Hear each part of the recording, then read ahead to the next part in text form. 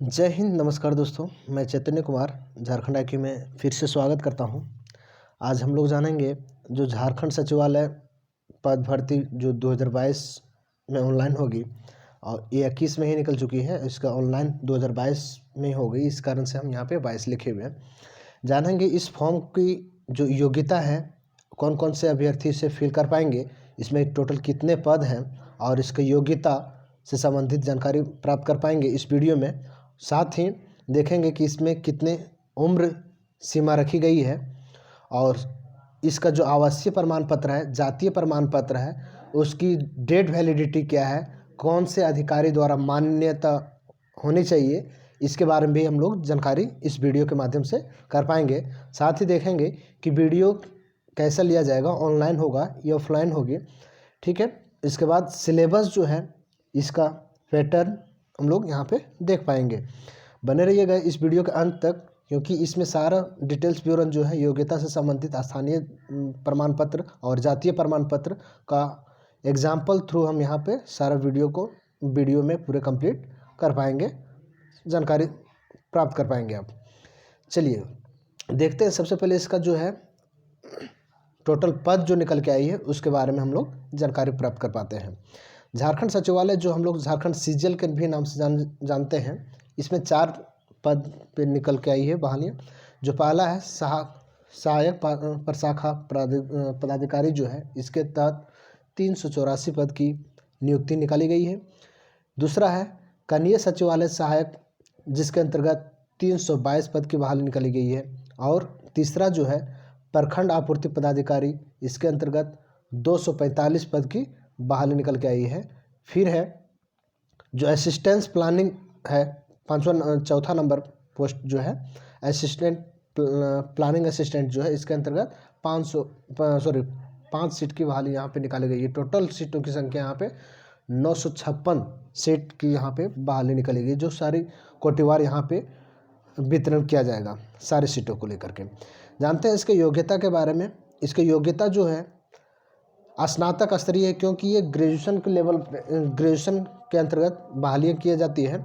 और जो 21/2/2022 तक जिनकी सर्टिफिकेट, जो स्नातक का सर्टिफिकेट 21/2/2022 तक जिनके हाथ में होंगे, उन्हीं लोग यहाँ पे फिल कर पाएंगे, क्योंकि यहाँ पे स्नातक स्तरीय है और स्नातक स्तरीय वही कैंडिडेट लोग अपीयर हो पाएंगे जिनका ग्रेजुएशन का सर्टिफिकेट 21/2/2022 को प्रकाशित कर दिया जाएगा, उससे पहले प्रकाशित कर दिया गया हो या फिर होने का डेट एक निर्धारित किया गया हो, ठीक है। दूसरा है उम्र सीमा को लेकर के, तो मिनिमम उम्र सीमा यहाँ पे 21 वर्ष है और मैक्सिमम चलेगा जो जनरल के आधार पे है वो 35 वर्ष है, तो 21 से 35 रहेगा।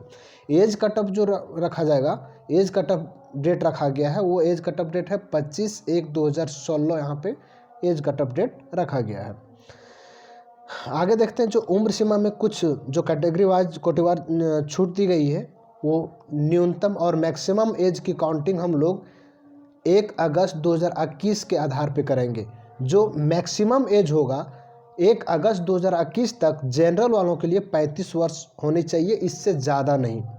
OBC 1 और OBC 2 के लिए मेल कैंडिडेट के लिए 1 अगस्त 2021 तक 37 वर्ष होने चाहिए, इससे ज़्यादा नहीं होने चाहिए।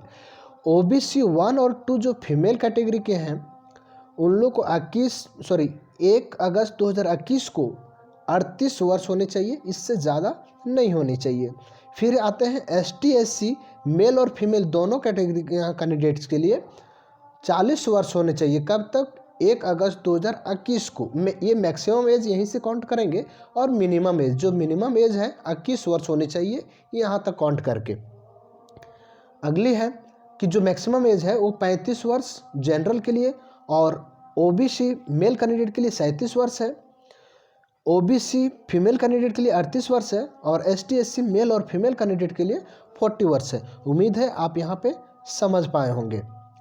फिर आते हैं इसका जो ऑनलाइन डेट है, वो ऑनलाइन डेट यहाँ पे रखी गई है। इसका ऑनलाइन डेट है जो 15 जनवरी से 15/1/2022 से ऑनलाइन होगी, जो 14 फरवरी 2022 तक ये ऑनलाइन डेट की सीमा रखी गई है। लगभग पूरे 1 मंथ जो है यहाँ पे ऑनलाइन डेट की सीमा रखी गई है। चलिए आगे देखते हैं। स्थानीय निवासी प्रमाण पत्र जो आवासीय बोलते हैं, वो सभी वर्गों के लिए ये मान्य है। क्या है कि जिनका आवासीय प्रमाण पत्र 06/02/2016 के बाद बना हो, वो सारे तरह से मान्य होंगे। लेकिन इसमें फिर कंडीशन है। पहला कंडीशन क्या है कि 19/7/2019 से पहले जिनका बना है वो एसटीओ स्तर तक बना है, तभी वो मान्य होगा। सीईओ का बना है तो वो मान्य नहीं होगा। दूसरा कंडीशन है कि 19/7/2019 के बाद का जिनका सर्टिफिकेट बना है वो सीईओ तक भी बना हो तो मान्य है। एसडीओ भी बन गया हो, इससे ऊपर भी बन गया हो तो अति उत्तम है। ठीक है, उम्मीद है यहाँ तक समझे होंगे कि 19/7/2019 के पहले जिनका बना है उनका सर्टिफिकेट एसटीओ से प्रमाणित होनी चाहिए, और 19/7/2019 के बाद जिनका बना है वो सीईओ तक भी है तो चलेगा। ठीक है, ये आवासीय प्रमाण पत्र था। तो आप इसका चेक कर लेंगे, जो अपने साथ में हो, अपने पास में आवासीय प्रमाण पत्र है उसके आधार पे यहाँ पे मैच कर लेंगे। देखिए ये 02/06/2016 के आधार पे ये प्रस्तावित की गई है। जो इस तरह से यहाँ पे आप अपना स्थानीय प्रमाण पत्र जो बनाए, आवासीय प्रमाण पत्र बनाए हैं, उसमें ये सारी संख्या मिला करके देख लेंगे। यदि ये सारी संख्या मिल पा रही है तो आपका वो क्राइटेरिया फ्लो कर रही है तो वो आपका सही है। चलिए आगे देख लेते हैं जाति प्रमाण पत्र से संबंधित। जो सबसे पहले एसटी एससी के बारे में जानते हैं। एसटी एससी के क्या है कि कोई भी डेट से हो, किसी भी डेट से हो, वो एसटी और डीसी से मान्यता होनी चाहिए। लेकिन इसमें कंडीशन क्या है, कंडीशन 1 में है, कंडीशन 1 जो है, ये कंडीशन 1 लगाया गया है कि मान लीजिए जिनका सर्टिफिकेट 25/2/2019 से 25/2 कंडीशन 1 में यहाँ पे है कि 25/2/2019 के पहले का जिनका बना हो वो एसडीओ या डीसी से बना हो तभी वो मान्य होगा। सीईओ से बना होगा तो वो मान्य नहीं होगा। 25/2/2019 के पहले, है ना, जिनका एसडीओ लेवल से बना है उन्हीं का मान्य होगा। ये एसटी एससी के लिए कैंडिडेट के लिए, एससी एसटी कैंडिडेट के लिए है। और 25/2/2019 के बाद जिनका बना है वो सीईओ से भी, सीईओ ऑफिसर से भी यदि प्रमाणित किया गया है तब भी वो चलेगा। एसटीओ है तो अति उत्तम है, एसटीओ है तो और भी अच्छा है। ठीक है, उम्मीद है आप यहाँ पे समझ पाए होंगे। चलिए आगे लोग देखते हैं। देखिए ये है एसटी एससी का जो जाति प्रमाण पत्र है, उससे संबंधित ये प्रमाण पत्र, इसमें आप मैचअप कर लेंगे, यहाँ पे मिला लेंगे। यदि आप इस क्राइटेरिया को फॉलो कर रही है, इससे संबंधित सारे डिजिट्स जो अंक यहाँ पे दिए गए प्रमाणित करने के लिए, वो सारे यदि मिल रहे हैं तो आपका वो प्रमाण पत्र सही माना जाएगा और इसी क्राइटेरिया को फॉलो करनी चाहिए। चलिए आगे देख लेते हैं जाति प्रमाण पत्र जो ओबीसी 1 और ओबीसी 2 किससे संबंधित है। यहाँ पे ओबीसी 1 और ओबीसी 2 से संबंधित है। ये क्या है कि 29/8/2012 के बाद यदि सर्टिफिकेट आपका बना है और वो एसटीओ से बना है या डीसी से बना है तो वो मान्य होगा। यदि वो सीईओ साहब से बना हुआ है, सीईओ से प्रमाणित है, तो वो मान्य नहीं होगा। दूसरा कंडीशन है कि 25/2/2019 के बाद सीईओ के द्वारा भी यदि प्रमाणित है तो वो चलेगा। और इससे पहले का सर्टिफिकेट मतलब 29/8/2012 से लेकर के 25/2/2019 के बीच में, ये दोनों डेट के अंतराल के बीच में यदि आपका सर्टिफिकेट है तो वो एसटीओ से बना होना चाहिए या फिर डीसी से प्रमाणित होनी चाहिए, तभी वो मान्य होगा। नहीं तो तत्काल आप इसके बीच वाले सर्टिफिकेट बना सकते हैं जो सीईओ साहब तक भी बनता है तो मान्य हो जाएंगे। चलिए उम्मीद है आप समझ पाए होंगे ये सर्टिफिकेट। नेक्स्ट है ईडब्ल्यूएस से संबंधित। जो इस ईडब्ल्यूएस का है वही क्राइटेरिया एसटी एससी के लिए ईडब्ल्यूएस सर्टिफिकेट और ओबीसी कैंडिडेट के लिए भी यहाँ पे देख लेते हैं। ईडब्ल्यूएस के लिए क्या क्राइटेरिया कि 25/2/2019 के बाद का जो एसडीओ या डीसी से जो बनाए होंगे, 25/2/2019 से अब तक जिनका सर्टिफिकेट बना हो वो एसडीओ या डीसी से बना होगा तभी प्रमाणित वो प्रमाणित किए होंगे तभी वो सर्टिफिकेट आपका मान्य होगा, वैलिड माना जाएगा। यदि सीओ से बनाए होंगे तो वो मान्य नहीं होगा। ठीक है, आप यहाँ पे देख लिए होंगे। उसके बाद देखते हैं इसका प्रमाणित जो उदाहरण है इसके देख लेते हैं, जो यहाँ पे ब्रोचर से यहाँ पे निकाला गया है। देखिए ये है 29 अगस्त 2012 के आधार पे जो कैंडिडेट लोग बनाए होंगे, ये सारे संख्या यदि मिल पा रहे हैं आपके सर्टिफिकेट में, ये सारे संख्या मिला लेंगे। यदि ये मिला पा रहे हैं आप अपने सर्टिफिकेट में और ये सही सही मिल जा रहा है तो आपका सर्टिफिकेट वैलिड माना जाएगा और इसी फॉर्म के तहत वो मान्य दिया जाएगा। ठीक है, जैसे सारी संख्या यहाँ पे मिला सकते हैं। देखिए ये सब सारे ये जरूरी नहीं, इतने सारी संख्या मिलाना जरूरी नहीं था। इसका आप ओबीसी कैंडिडेट के लिए ये सब सारे संख्या मिला लेंगे। चलिए आप जानते हैं इसका सिलेबस के बारे में। इसकी सिलेबस क्या है?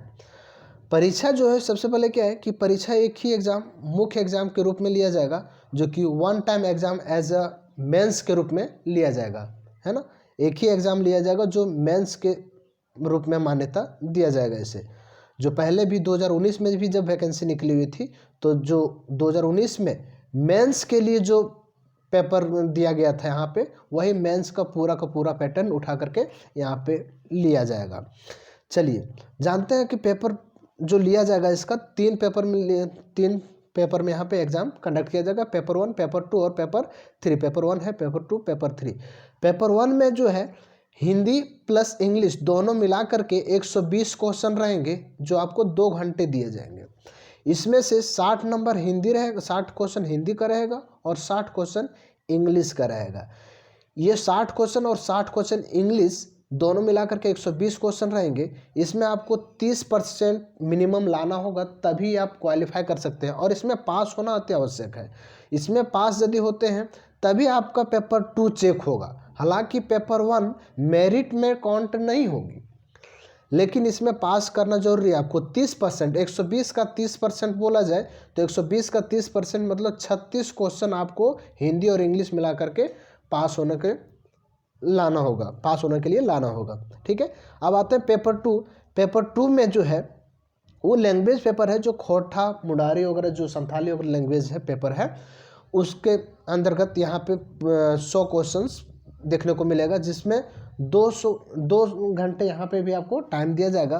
और इसके लिए पेपर 2 में भी आप 30% मिनिमम लाइएगा, इसमें पास होना होगा तभी आपका पेपर 3 चेक होगा। यदि आप पेपर 2 में 30% तक भी नहीं ला पाते हैं, पेपर 3 में 150 का 150 नंबर ला रहे हैं, तो वो मान्य नहीं होगा, वो फेल माने जाएंगे आप। तो यहाँ भी आपको 30% जो पासिंग मार्क्स है वो पास करना ही होगा। अब आते हैं पेपर 3। पेपर 3 में जो है वो 150 क्वेश्चंस रहेंगे, उसके लिए भी आपको 2 घंटे टाइम दिया जाएगा। और 150 क्वेश्चन कौन से पेपर से पूछा जाएगा वो देख लेते हैं। देखिए यहाँ पे इंडियन जीएस रहेगा जो कि 30 नंबर रहेगा। नेक्स्ट कंप्यूटर जीएस, कंप्यूटर से संबंधित रहेगा जो 20 क्वेश्चंस रहेंगे यहाँ पे। फिर मैथ से 20 क्वेश्चन देखने को मिलेगा, रीजनिंग से 20 क्वेश्चन देखने को मिलेगा, फिर साइंस से भी आपको 20 क्वेश्चन देखने को मिलेगा और झारखंड जीएस जो है इससे आपको 40 क्वेश्चन देखने को मिलेगा। टोटल 150 क्वेश्चन यहाँ पे देखने को मिलेगा आपका पेपर 3, जो कि पेपर 2 और पेपर 3 ये मेरिट के लिए काउंट होंगे। ठीक है, तो पेपर 1 में पहले पास होइएगा तब जाकर के पेपर 2 आपका चेक होगा। पेपर 2 में भी यदि आप पास होते हैं तब जाकर के आपका पेपर 3 चेक होगा और पेपर 2 और 3 को मिला करके मेरिट के लिए यहाँ पे आप बुलाए जाएंगे।